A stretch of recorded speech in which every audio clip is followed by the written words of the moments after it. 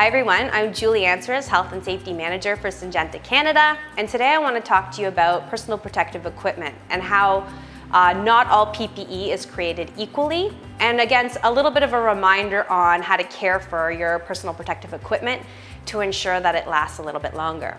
So the main focus today is around gloves. So I know a lot of people are using different types of gloves for their entire operation. And sometimes it can get really confusing on which glove to choose. So you really need to think about what is the hazard that you're exposed to? What's the risk of you being exposed to that particular hazard?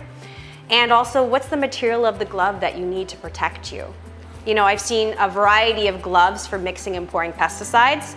Here's one example of the purple surgical glove. It's a nitrile glove that I have seen out there.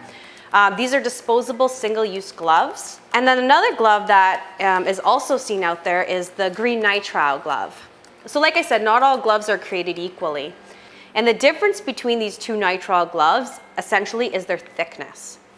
So this disposable gloves are very thin. And what this means is if you get a chemical splash on it, the chemical is going to break down the glove and permeate through it at a much quicker rate than it would a thicker glove. So that's why a thick glove, thicker than 14 mils, is recommended for mixing and treating pesticides. Although these gloves are said to be reusable, they're only reusable if you wash them with soap and water after use. So I can't tell you how many times I've visited sites and you see gloves like this sitting there, just hung over a piece of equipment ready to be used the next time.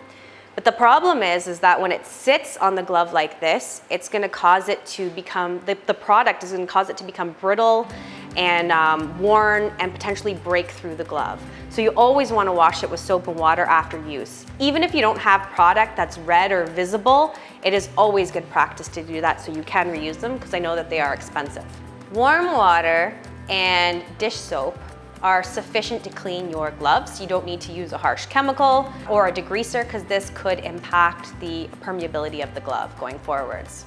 Clean gloves can ultimately be disposed of in your regular garbage, but if you don't want to go to the trouble of washing and reusing these, they need to be sent for hazardous waste.